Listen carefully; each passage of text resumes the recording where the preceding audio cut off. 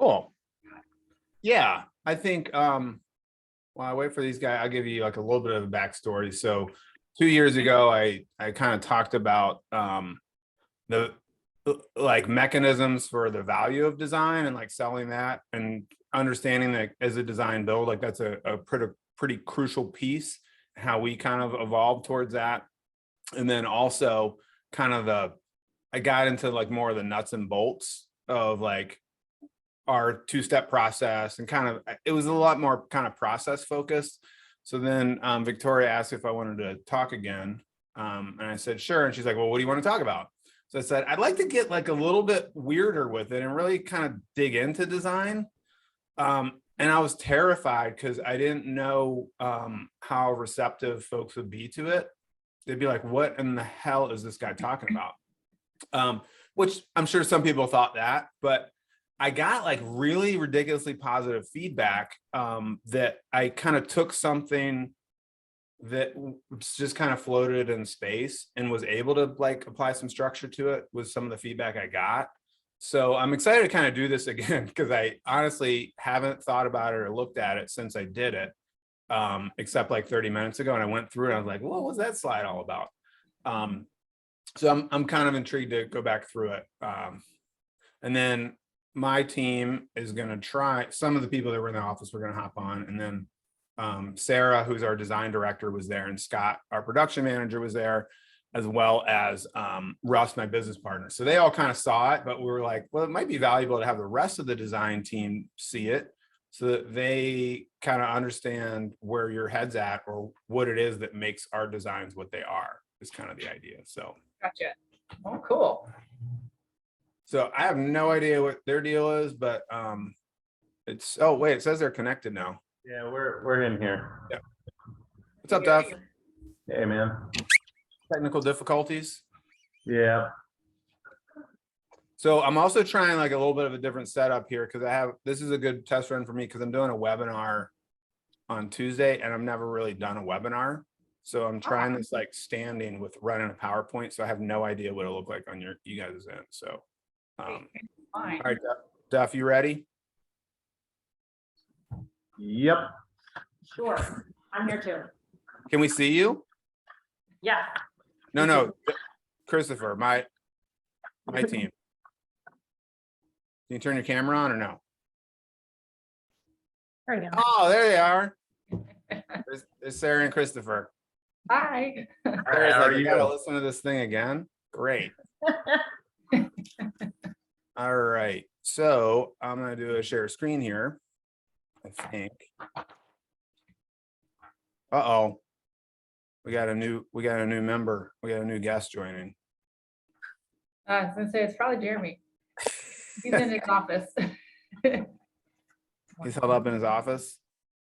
Yeah. There he is. What's up, man? Sorry about this. Oh no sweat. I didn't even know if you were coming because you've already seen it. But I gave Shelly kind of the background a little bit to give a sense of what we're going to do here. But yeah, I'll just go ahead and get started. Share. I think I need to share this. And then hopefully this goes well enough that I can talk Jeremy into redoing his presentation on Zoom too. His is awesome. No problem. Whatever I got to do. Whatever you got to do. All right, are you guys seeing my screen okay? Yeah.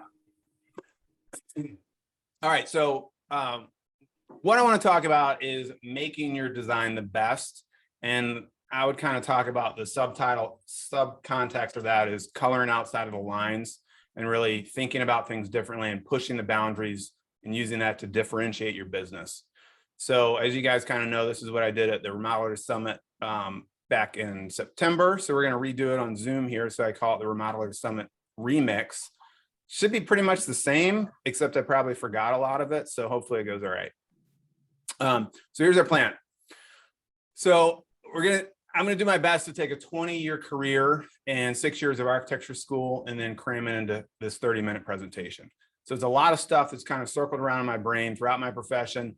If I did this 20 years ago, it would make no sense. If I did it 10 years ago, it would make no sense. If I did it a year ago, it probably wouldn't make any sense. It really is kind of been iterative and built on kind of where I am professionally and where our company is right now, and what I've learned. So a purpose here is, I think, to make the built world a more beautiful place and enrich our clients' lives, which speaks to kind of the mission statement of our company. I'm going to do this presentation 30 minutes or less. It's kind of my Domino's guarantee. And then that'll leave plenty of time for Q&A. I can go a full hour if you guys had a bunch of questions. I got nothing else to do. So I'm here to help you guys however I can. And then what I'm hoping our outcome is here is that you guys recognize your design value and you kind of use that thinking to leverage it in your business. Plus, along the way, I'm going to have a special bonus, and that is going to be a couple hot tips that are going to pop up, and I'll kind of walk you through those. So I think I have maybe 3 hot tips coming your way too. Hope you're ready. So a little bit about us. So Livco, we're a Chicago-based design, build, remodeling company. We do mostly larger scale remodels, whole house remodels, large kitchens, additions, things of that nature in Chicago's burbs. We're an 11-person team composed of architects, designers, and builders. Over the years, we're well over 30+ design awards, and hopefully we'll win some more this year. Our company's kind of positioned in the market and what our expertise brings to solve pretty complex issues in old houses. Our area is a lot of houses built throughout the 20th century. Some are mid-century, some are 20s, some go to the late 1800s. So very odd houses from a construction standpoint and also from a planning standpoint. Also, a lot of these have had multiple generations of additions and weekend specials and different things that have happened. So we're kind of positioned to come in and look at the house holistically and really dissect how to make this potentially work better for them in today's world. People don't call us if they already know what they want to build. If they say, hey, I want to build a family room addition, we're probably not your best choice. There's other people that are going to get there in a lot simpler way. But if you call us and say, I have 8 kids and this is the house I live in, how can I make this better for us? Then we're a good fit. A couple of things that we love to hear our clients say, and we have heard all of these things before, some on multiple occasions, is I never would have thought of that in a million years. Again, we're trying to come up with solutions that they can't think of, which is why they're hiring us, because this is what we do for a living. So if we present a design concept, and they're usually pretty much always asking us to present something they haven't seen. Some of them have even already worked with architects before, but it just wasn't getting there. And so we asked them, is it okay if we kind of, start with a blank slate? That's how we kind of work best. And then if we present something to them that they're like, yeah, I never would have thought of that. I thought I had it all figured out, kind of reinforces our value. We also love hearing, I can't believe this is my house. There's one that always pops into my head that was one a couple of years back. It's this mid-century modern that every time the owner walks in, he's told me on numerous occasions, he walks in, comes in from work, he's like, I can't believe I live here. This is like really cool. And then we also love hearing, I don't even remember what it used to feel like.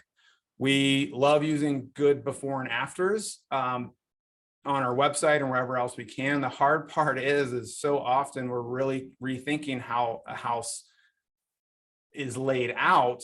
The before and afters don't even make any sense. So I'll show you a couple examples of those, but for the most part, when we move a kitchen, clients live in that for a little while and they feel like that's kind of where it was always meant to be. And their brain kind of forgets like how they were able to live in this little teeny tiny corner of the house.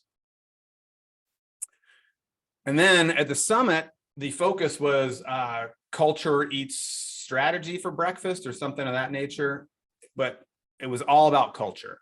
So it was hard to not kind of talk about good design as being kind of an implicit part of our culture.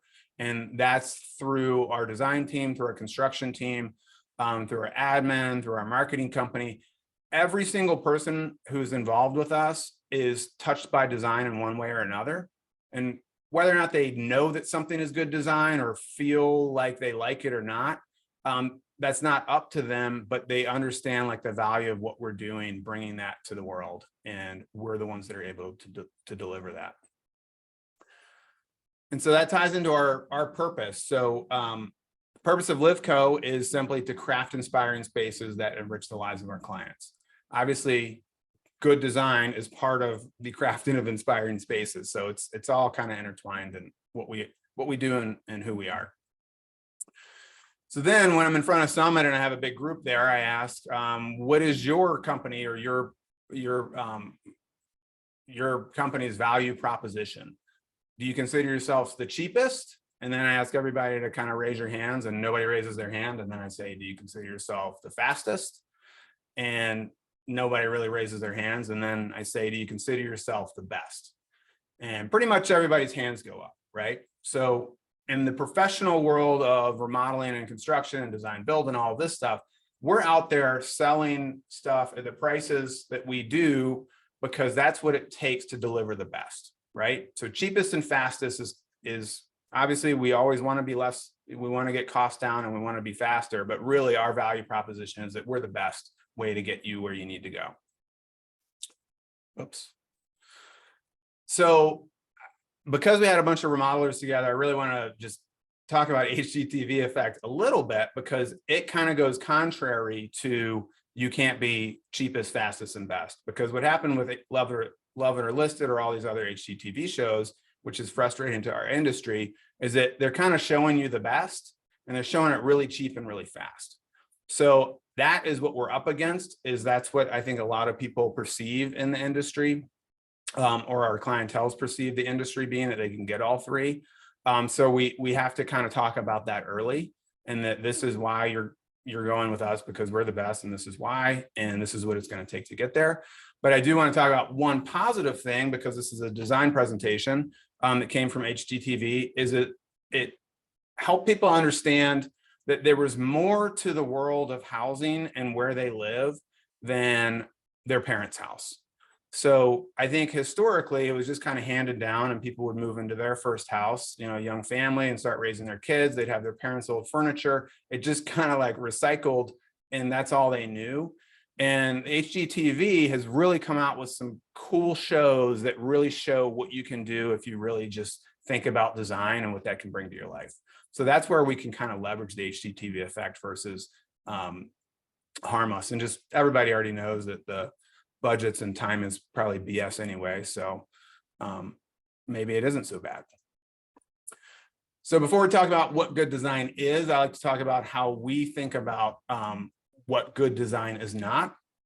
That picture of Batman has to do with me going back to 7th grade English when we'd read a book, and then our teacher would ask us what the theme of that book is. And it was always really hard, I think, to say what the theme was. So Batman, on the surface, the theme would be justice, right? Or I'm sorry, it would be bats. But the theme is really justice. The bats is just that surface thing. So we try not to talk about themes and things of that nature, because I think they get buried in simple imagery and not really digging down to the deep essence of what that design piece is, if that makes sense. So we kind of avoid theme. When we talk about styles, it really has to do with kind of a specific time period and what that was all about. So if we talk about a craftsman style, that doesn't mean that we're trying to make it necessarily look exactly like something looked in 1925, but we're trying to understand what the essence of why it was like that. You know, if it was prairie style because it had a relationship to the exterior or to the landscape outside. Sometimes it had to do with what tools they had available to build things. So they weren't able to cut miters, so they just had, you know, regular flat joints, things of that nature. So we're really trying to dig deep into what that style means versus just a bat. It's more about the justice. And the other one is, I always like to throw in Simpsons quotes wherever I can. So this was when Mo Sislak's Moe's Tavern turned over into like a nightclub, I believe. And it was super cool, and everybody was coming in and he was making these awesome drinks, and he had an awesome nightclub, and Homer walks in and he's like, what's going on? What is this place? And Mo says, oh, it's Pomo. And Homer's like, what? What's Pomo? And Mo says, oh, it's postmodern. And Homer's like, huh? What is postmodern? And Mo says, all right, it's just weird for the sake of weird. So that's the other thing that we're not trying to do with good design, is just present something weird and shocking for the purposes of it looking like it's good design and thought through. We're really trying to use it from a sense of harmony and not just weird for the sake of weird. Okay, so then what is good design?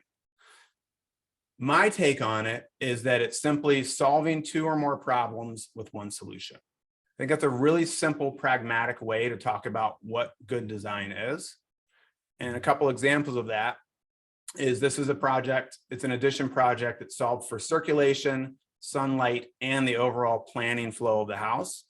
So this client came to us and had talked to numerous other design build remodelers about an addition, and most companies just saw the end of the house as where the addition was going to begin, and the stair was something that they had to plan around.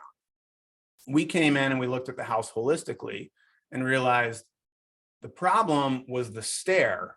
So what if we eliminate the stair and build that into the addition, and allowed us to plan the house in a whole different way? And with that, it changed how they were able to circulate through the house and get to different spaces. It changed how they were able to access the backyard from the kitchen and have open spaces that were connected to the living room. And it also changed how they were able to bring in sunlight through that stair tower that you see on the right. So that one piece solved endless solutions, really, for this family that nobody else saw. Similarly, this is a project, this was an interior remodel, which you see the before over there on your left, that they had an old kitchen that was jammed into a corner. I don't have a laser pointer, so I can't really point, but maybe you guys can see the cursor. Over here on the left is the stair that goes up, but there's no way to get there in the previous plan. So what we propose is actually moving the bathroom and pushing the kitchen out, creating places for them to be able to sit and socialize, and then also provide significant increases in storage for all their kitchen stuff. And then the other big part of that move in this kitchen plan is that it changed the whole circulation of the house. So before, they had to come down the stairs, walk into the living room, walk past the couch, walk through the front entry, come into the dining room, and then walk into the kitchen. Now they can come down the stairs and they can take a right, and they come right into a landing space that can then bring them into the kitchen. So more specifically, we like to think that good design is thoughtful. So thoughtful meaning that our team is taking the time to think through the why of why they're proposing each solution versus just putting a door where a door might be, or copying and pasting something from previous projects. And then we like to think of it as responsive.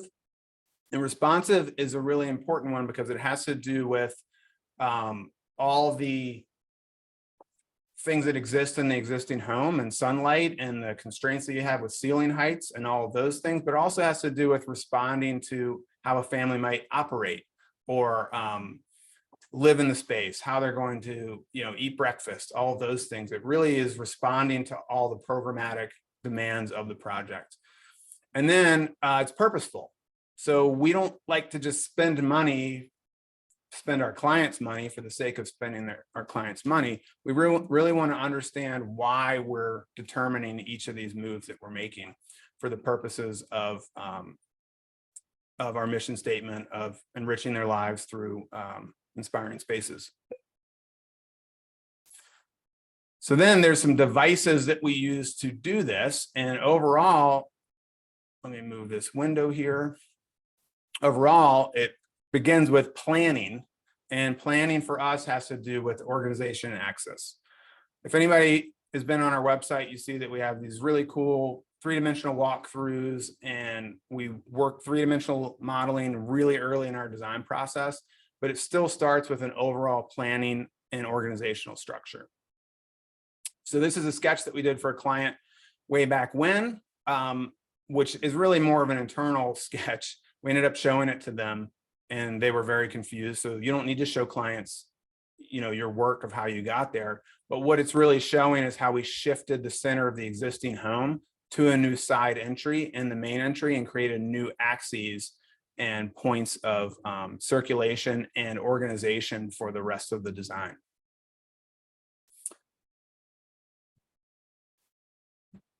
So this would be an example of an existing floor plan where this is just diagrammatically showing you guys how that original plan was organized, which is you'd walk in the front door and you're very constrained at this main central point, that blue dot, which is at the bottom of the stairs, which then connects over to the living room and then meanders through another hallway into the kitchen that then goes through to the breakfast room. And then you have a back door that has to flow through the kitchen. So that's how that would be organized currently. And then our proposal was to really shift that whole center and shift the whole access of the house. So we shifted the kitchen out of the mudroom, created a new center with ample space for their family to gather and then figure out where they wanted to go. And then with that connected the stair and the entry hall, and then kind of took that old kitchen back of house space and turned that into mudroom, pantry, hall, bath, really the true back of house uses. And here's a before and after of that. The little rectangle would be the before. And I think what's really valuable about seeing this too, and how we talk about working in plan and organization, is when we go to clients' houses for an initial design consultation, we don't know what we're going to do yet. And they'll say, what do you think if we take this wall down? And you look at that photo of that existing kitchen. I don't know what that means if we take that wall down. That wall is there, right? There might be a window on the other side. It doesn't do me any good just to remove a wall. I have to understand, you know, the relationships of what that wall means to the rest of the space. So, you know, we'll talk about stuff like that and say, I think it definitely could make sense to take this wall down and open the space up, but we really have to look at it, you know, from an organizational standpoint and see what makes sense, because it might be this wall once we really plan this whole thing out that needs to come down. And you can see this is one of those examples of a before and after where it's kind of hard to really see what aligns with the before and the after, right? Because it's that dramatic when you really look at it holistically. Other places we think about access outside of floor plan is this is a dormer addition where obviously the access point of the gable end, that triangle addition, was crucial to the organization and the plan of the entire second floor and the rest of the design. And this was on a street, so it was really important that we made this alignment and made that kind of the critical hold point. Same thing here. While we have a very off-center window composition and you know, staggering of low cabinets to tall cabinets, we created that central axis and focal point of the island to the range wall. There's really the organization for the rest of the space. All right, time for our first hot tip. So Sarah and I talk about this all the time, but designer's block, the oldest trick in the book is if you're getting really stuck and you're working on the same plan and it's just not really working and you're not feeling good about it, easiest thing to do is just take that drawing and just turn it upside down. It's crazy how your brain gets stuck in these patterns, and looking at it in just a fresh lens really lends a whole new freshness and different train of thought to it.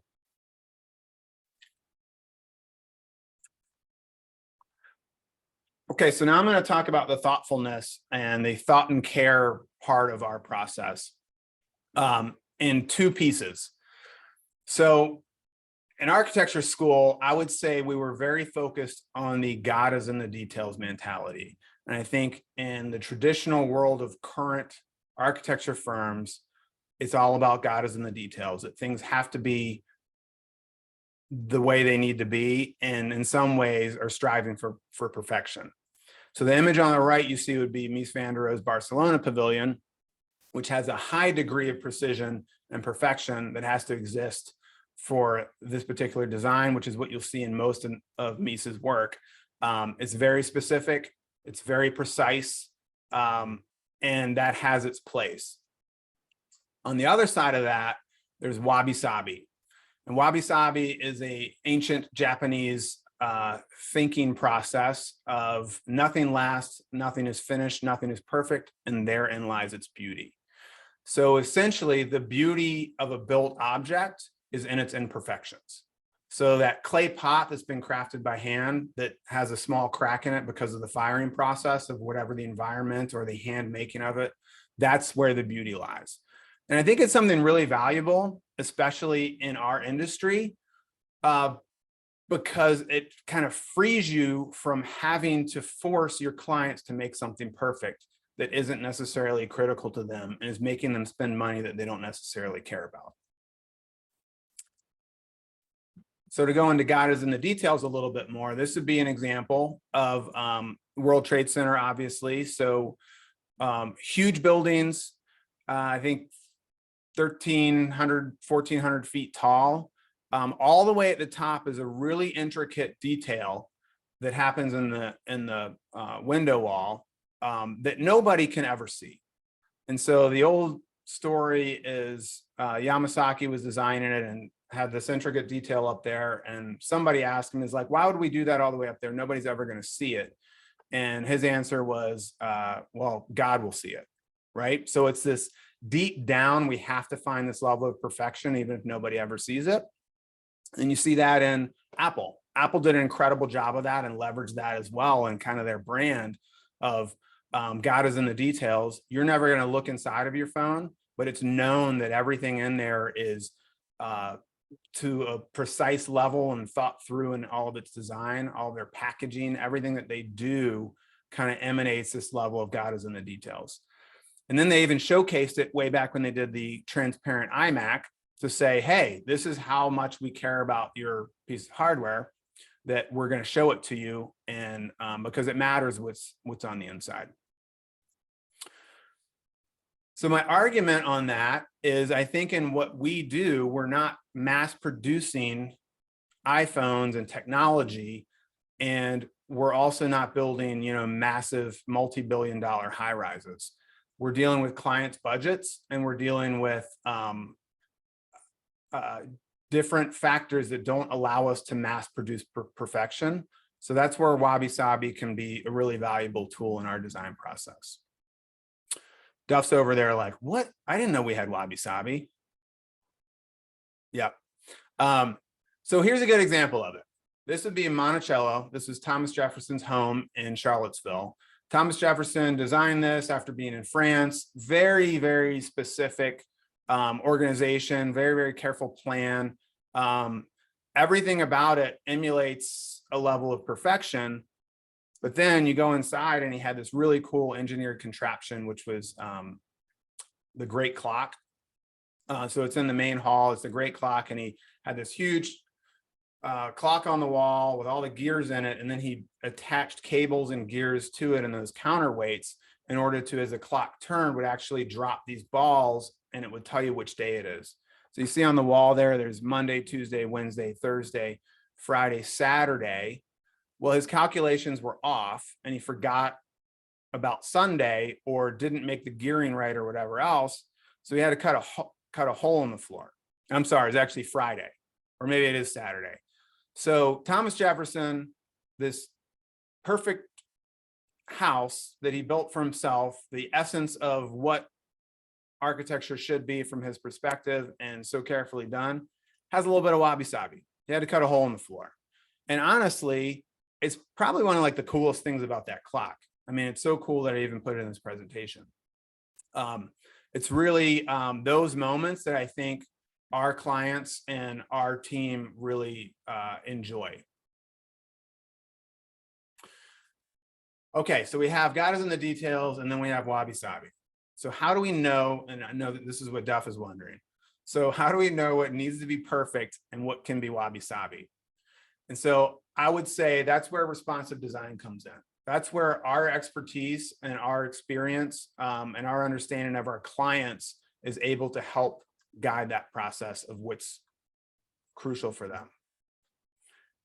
So this would be an example of, you'll find elements of God is in the details, and then you'll also find elements of playfulness through the wabi sabi.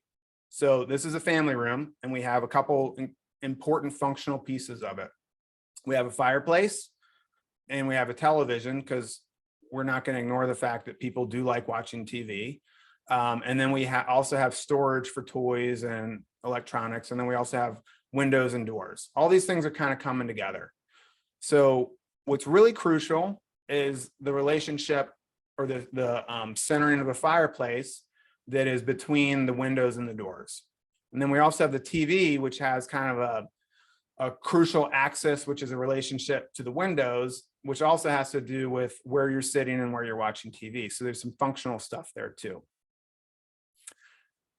And then there's two other places that you see here, which is the storage cabinet over on the right side has an alignment to the edge of the fireplace masonry, right? So that's that hold point. And then over on the left side, you see there's a relationship of the mantelpiece or that top sill connecting to the midpoint of the window. So that window and the three transom windows have a proportional relationship that makes sense. So those are really our hold points there. And then the places where the wabi-sabi can happen is, well, we need the window height to be high enough so that we can see the TV, and that's okay. So you see those windows are actually closer to the ceiling than the doors on the other side, which aren't a custom door height. And you have this playfulness that it actually makes the two sides of the room read as two separate pieces coming together at the fireplace, right? So there it's okay. It kind of makes sense and it's kind of interesting. And then the other place that you have it is right here at the end. So these were off the shelf cabinet sizes. So we didn't go wall to wall, and you actually see there's a floor vent there as well. So that's where that piece becomes its own element and just holds short of the wall, and it's fine. There's no dimension on a drawing that's going to tell you where that edge goes because it's just held over on the fireplace side. And then here's another example. This was standard off-the-shelf cabinets that needed to house a lot of objects and items for display for this family. And we have a couple hold points. So the top is actually determined by the kitchen cabinets are on the other side. So the kitchen cabinets are 34.5 and then have a countertop on top of them. So that's where our top's going to be. And then over on the left side, where you see the red arrow, we also have a hold point where it aligns with the kitchen cabinets as well as the step. And then over on the right, we're aligning with the kitchen cabinets and the countertop. So those are really our hold points. So now we have this field where we can then insert those off-the-shelf stock cabinets. And the result is this pretty cool, whoops, I thought I was going to highlight it. Yeah, you can see it. So is the blue dots. So now the result is this pretty cool kind of white space, right? That makes the shelves themselves pop a lot more and provides a little bit of interest in this piece versus it just being a couple door slabs wrapping some IKEA shelves. All right, next hot tip. So my first year professor in architecture school famously said, or famously to my studio said, symmetry is a tool of the devil. And so 25 years later, I still remember this. And I don't think the intent here is, and I don't take the intent as you can't have symmetry. There's a place for symmetry. It's an important design tool, but the reason we talk about it as a tool of the devil is because it's a really easy way just to go to default mode. It's a way to kind of forget about that thoughtful portion of it, right? So you're just saying, okay, well, I'm just going to have this thing here, and then I'll put something on the right and something on the left. And it's basically a cheat. So we always talk about it as a symmetry as a tool of the devil for the purposes of like, if you're going to show me something that's going to be symmetrical, there better be some pretty good reason behind it. Otherwise, you're just kind of taking a shortcut and not following our design process. All right, so now we talk about what we think is really, really what our projects are all about. And you kind of saw it in that family room and that also that built-in design is composition. So then what is composition? I would say it's the organization that we talked about in the first piece. And it's the details, the understanding of what's crucial, what are kind of our hold points, and that God is in the details section of it. And then also the wabi-sabi. And so here is a perfect example where you see the relationship of this was a whole new exterior remodel with new windows. The gray siding was originally there, but we're able to plug in new windows that were creating new compositions from floor to ceiling or punched openings, and then create fields of wood elements and then wrapping glass elements. This really kind of defines bringing all of those elements together. And then there's a bunch of devices that we use to achieve this composition. This would be a good example of movement. So if we go back to default mode and we say, well, we're just going to pop some windows in the wall, this shows a level of thoughtfulness in bringing a little bit more of a dynamic sense to the space through movement.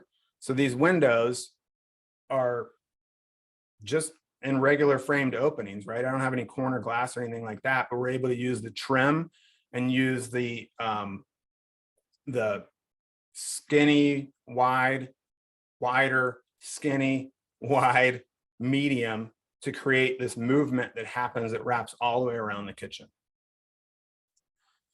Another device that we really like is repetition. In this house, the dormer that you see over on the right side above the garage was an addition. And then the rest of the house already existed, but we were able to repeat the composition that we brought into the dormer over to the left side to really bring a sense of harmony and relationship between the two. And within that repetition, we also have that repetition of windows. Instead of just 2 windows in the middle, we created this movement and repetition of post window, post window, post window, right? Oh, those guys. And then balance. So this is symmetry in order to create a sense of balance and harmony.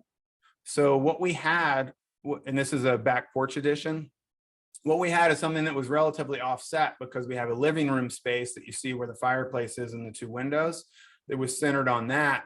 But then we also had a porch that was coming out and a limited amount of space to make that all function. And then we were trying to bring it into balance with the rest of the house. So we created these planter vocabularies on both sides of the step. So you see the entrance up is actually off center from the fireplace, but allows the furniture to set up over on the left side and then creates a sense of balance on the left and the right side. And focal point. We love focal points.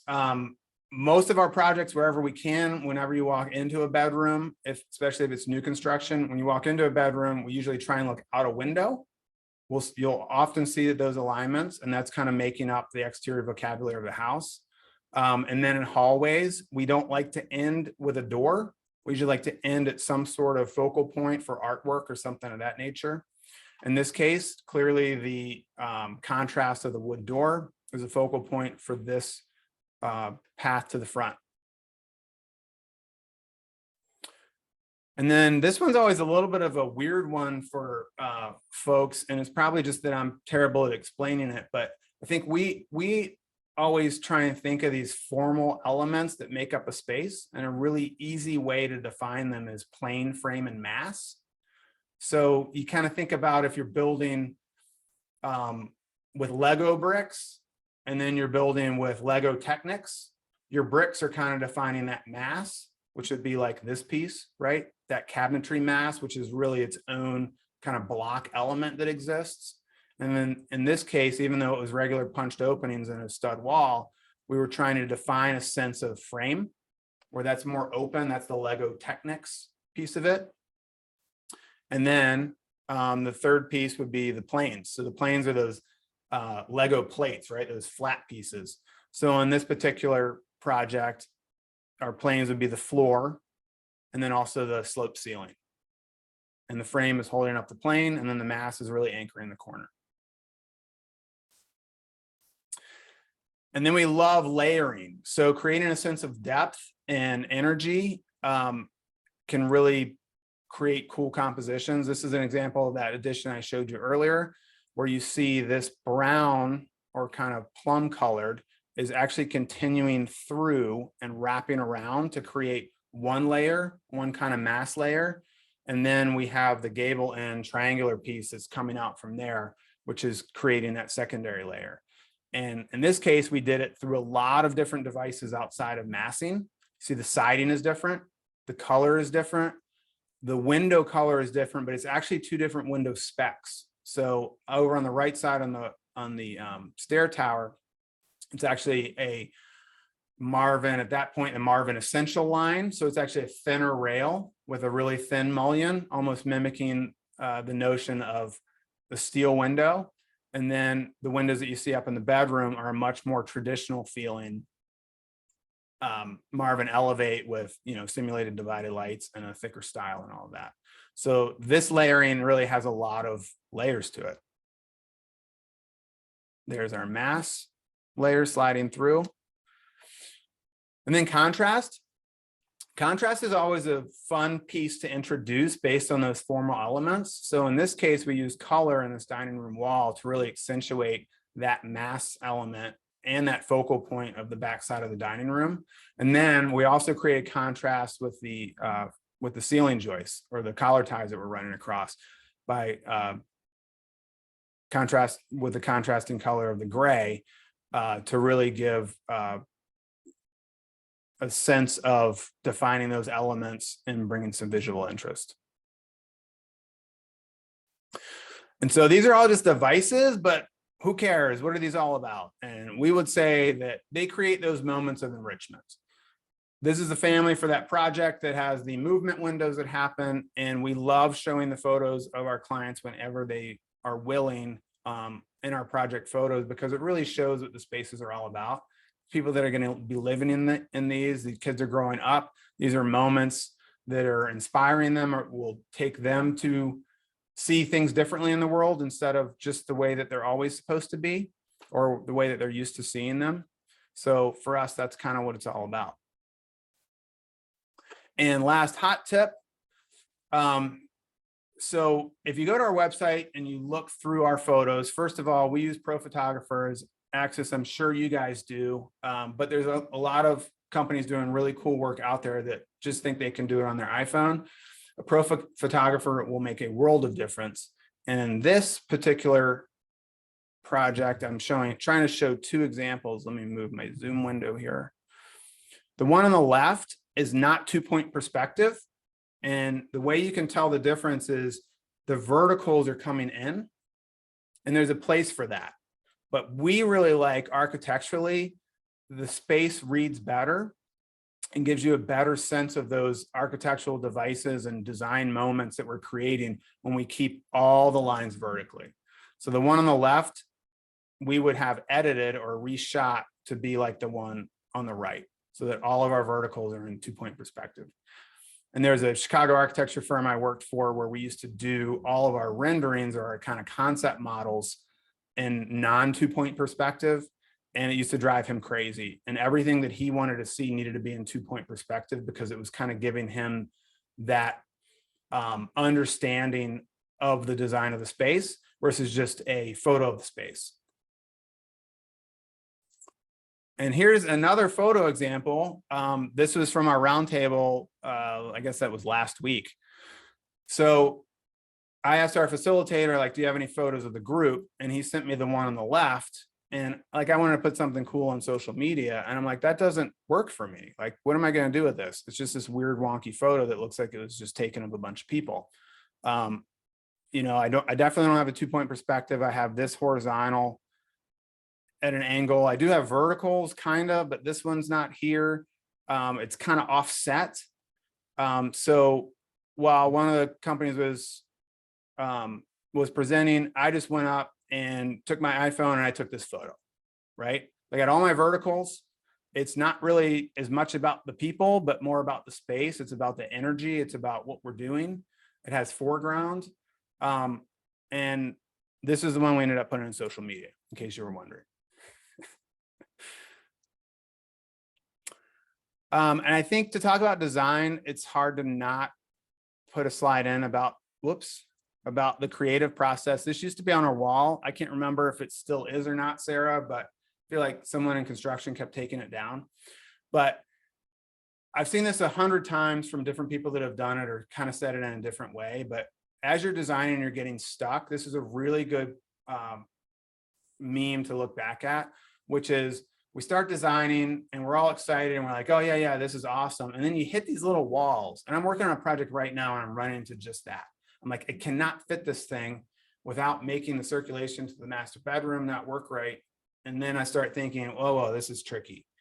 And then I take a step away and then I go back and I look at it, I'm like, this is crap. This is terrible.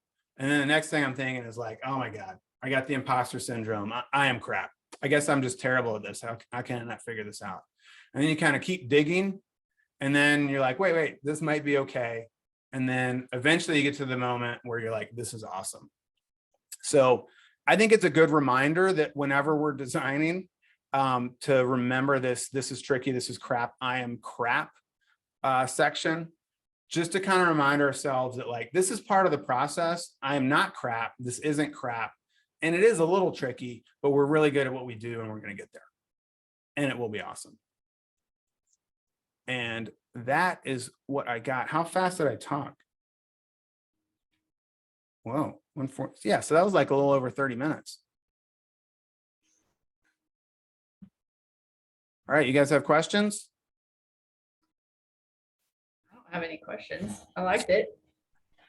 You don't have any questions, Shelley? Come on. Hey, Dave, you're utilizing Matterport for your before and afters, correct? Oh, we have kind of. Yeah,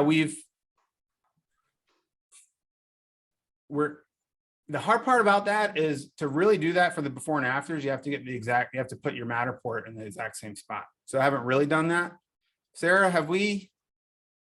we haven't really coordinated that, but we could. I mean, you can do a fly through. Yeah, well, what I found, especially while we were going through our award season here and trying to, put some presentations together with before and afters, we could, there were some cases where, we do all of our before pictures. It was one of those cases where we had the Matterport after the fact, but when we initially took pictures, we didn't have it yet. And I was trying to, and I could have matched it up with some of the afters because now we're going in with the Matterport and doing afters. And it was just a matter of me not being skilled enough in Photoshop to take out some of those, like the circles where you could see in the image where the camera is. So I've been tempted to do it, and it's just a matter of tweaking the final product a little bit more, but I think it's doable and it makes sense in some cases. And I believe here, maybe I'll open it and share it. To my 2-point perspective point. You guys might already know this. Shelley and I talked about 2-point perspective. When I came back, we did photos with our photographer in a kitchen, and we were talking about it. The photographer didn't really speak that language, but then you look at her pictures and they seem to be right. So Yeah, I think it makes a difference, and maybe that's just our brand, but it brings a sense of like kind of consistency to it as well. And sometimes it can, and it's almost like if you do everything in 2-point perspective, but then you do a few that aren't, they're almost like more impactful because you're doing it on purpose. So like this would be non-2-point, this would be 2-point perspective, right? But what I was trying to, You're not sharing your screen. oh, I'm sorry. I'm just staring at it. great.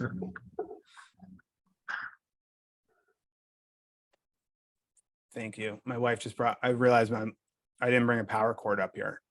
So my battery's dying. Hold on one second. Thank you, Meg. Okay, you guys are seeing my screen now, right? Yeah. So isn't there a place? I thought there was a button where you like can change it, because sometimes it'll be like fisheye. You might be thinking of the 360 Theta app, because I know there's a button for that to flatten it out. I don't think it does it with Matterport. Or if I like export an image or something. Oh, yeah, maybe. Can't remember. But I swear there is something about that in this. But if I go to our website, yeah, I mean, clearly we care about like 2-point perspective, or even like looking at something orthogonally. It almost makes it a little bit more like, it's intentionally designed. It's kind of the idea. So it's pretty much everything that we do. And then when you look at it in portfolio view, we'll have either 2-point or we'll have orthogonal if it's really good. And again, that was just a hot tip. Like, I don't think any photographer in like photography class, like that's the way you have to do it. I think it doesn't have to be that way, but I think it's a pretty easy way to make projects look better. I had a question or two. I think when you did the presentation in DC, and you showed that accent wall, the focal point accent wall with the triangle, you asked us to imagine what that wall would look like if it didn't have that bold statement color on there. And then, I mean, I thought that was night and day difference when we think about that accent wall with the pitch on the roof, on the ceiling plane. All of a sudden that has so much character, and it's almost like an intentional design element instead of being white like the rest of the walls, and it kind of fades away and loses its value. It's almost like it's a mistake until you highlight it. I think that's a great visual for me when you think about that. Right there. Yeah, totally. Yeah, if that's white, that entire project looks different and stale. But Yeah, I don't even because of think you that- notice the ceiling joists as much, Yeah, it's like, I don't know, it's more than the color. I think it's the shape of the wall, the fact that that's the wall that you chose to do that. I think that was pretty interesting. The other thing that I think Shelley and I run into sometimes is you do something that's so thoughtful and and tailored to this client, and all of a sudden they say something like, "Oh, I can't do that. That would drive me nuts. This is off balance." And you're like, "Yeah, but that's the juice. That's the thing that makes this whole thing work, is this one little piece of wabi sabi in this whole thing." And I didn't know about wabi sabi until you taught me about it a month ago. But what do you say when you get feedback from clients? Or do they think everything you do is just fantastic? Oh, geez. Sarah, you want to take that one? Oh my gosh. Put me on the spot. I think we do a pretty good job walking clients through the reasoning behind or the process of how we arrived at a certain design. We put a lot of emphasis on that during our presentations during feasibility. We don't just say, here's the floor plan, we don't just walk them through the space. We try to tell the story about how we arrived there, the struggles we had with doing it, the ways that we rejected.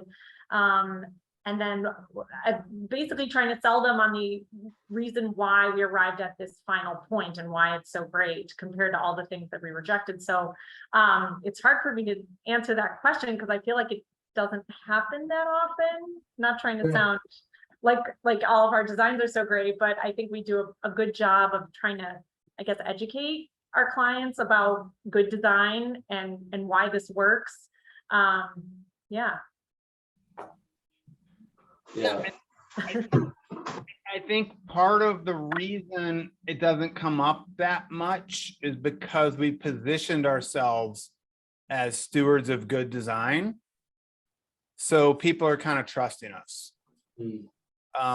As opposed, like, that's what makes us different. Normandy's down the street. They don't want that. They want something a little bit different. That's how we compete with those guys that have everything else in the world figured out. Yeah. How big is Normandy now? 40? I think they're like 40. Yeah. Yeah. So, and we had Ty Melton facilitate us, and he's very clear about that. He's making sausage. I don't think we can make sausage as well as other sausage makers around us, but I think we can design a million times better than them. And that takes time. I think it takes time to, and I think that was what I kind of talked about in the Q&A before too, is, when I started doing this, I didn't know if what I was doing was good. And, it takes time to kind of gain that confidence. And then our clients kind of have that confidence that if we say it's good, it's good. And then we're like, I hope it's good, but we feel confident that what we think is good is good. And we also model it, You know, we do a lot of 3D modeling to really Mhm. make sure that we feel good about it. There's a second story edition we just wrapped up, and I always felt like it was going to be really cool, but I was a little bit nervous, like maybe it won't be, because it's pretty, I don't know, what would you call it? It's modern, and we were under budget, so it's not like totally wild and crazy. And so we did some really budget oriented moves, but still wanted to be good and thoughtful. And I'm like, I hope this works, and it's awesome. You know, so Yeah. sometimes you just need those things to kind of reinforce it. Yeah. Now, do clients, Sarah, I'm thinking about the Gregories. Remember, I'm like, I know what these guys need for their design. Like, I've known this family for a long time, and I'm like, this is what it has to be. And they're like, no, we don't want to do it like that.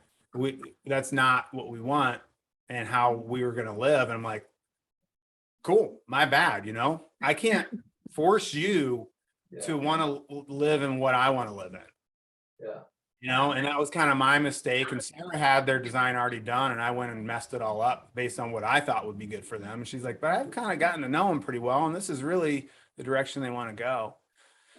So I don't know if that answers your question, but yeah, I think a lot of it comes from marketing, to make it so that people just trust you. Yeah, I think you have an ounce of prevention, and we're looking for a pound of cure. You know, your prevention is it's marketing, it's your Chrysalis Design Awards, it's all of the other things that you're doing that have you sitting at the table as the expert in the room. Yeah. And so it just removes the challenge, you know. And the other thing is, you know, your clientele have options, and they're with you because of something. They're with you for that reason. You know, we're kind of rural Northwest Texas, and our clients are, you know, for lack of other terms, we got a lot of rednecks around here. And so they just have opinions, and so it's kind of weird because we spend a little more time being all things to all men, and we really should spend some more time niching out. And our feedback from people when we do a design and a project that just turns out amazing is that the process of that, and the design and the process of the design, that the questioning and the conversations that get us to have the right solution for them it's the magic. That's the thing. And so we just need to do a better job, I think, in marketing is what I get out of this, in marketing, that's what we do, and present ourselves as the expert, and then just follow through on that. So you know, Shelley's been with us for a little over 2 years now. And so we're starting to have that repetition where we have, you know, where she has work that's been produced. The work that she designed is now produced and starting to produce a portfolio. And so I think we're close. We'll just capitalize on that a little more moving forward. So.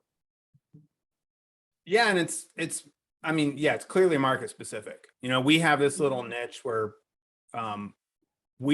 dude, we couldn't do a Texas kitchen. I wouldn't even know where to start, you know? So I don't want you to Shelley, I hope you don't walk away like, we don't do modern projects like that. Like, this is stupid. That's what we have kind of crafted to be our thing that we're pretty good at, and we love doing, and we're passionate about it, which is how that got built out. But what was fun about putting this whole presentation together is that I had to put something, and I know it's still kind of gray and wishy-washy, but I had to put something towards figuring out what it is, because there is a common thread in our projects. What is that, you know, and really kind of define that. And that's where the wabi sabi kind of came up, which I think that applies to anyone, any design style. It's kind of especially if you're, you know, building projects that have more hands-on craftsman type of stuff, it makes it a lot easier to, you know, convince people of that or use that as a sales tool. Yeah. Man, that was great. Thank you for your time, David. Really appreciate it. Yeah, anytime. Good to see you, man. Shelley, do you have any other questions or thoughts? I thoroughly enjoyed it. I think there's a lot of takeaways. My brain tends to just sit and process everything I just heard. Totally. Yeah. I'll be thinking about it for days. Yeah. Well, I'll send you guys a recording because I'll probably rewatch it too, because just the feedback that I've got that not that this is a great presentation, but that I'm kind of onto something. I'd like to kind of continue to refine it. So feedback that you guys give me, even Jeremy being like, when you did it before, you talked about this. That's what was important of that is helpful. So, Yeah. but I appreciate you guys reaching out and setting this up. Yeah. Awesome. Thanks for doing it. One thing I did like is when you were talking about the living room and how you align things in there's subtle alignments that work together that right off the cuff you would not really see unless they were pointed out. I think that was really great.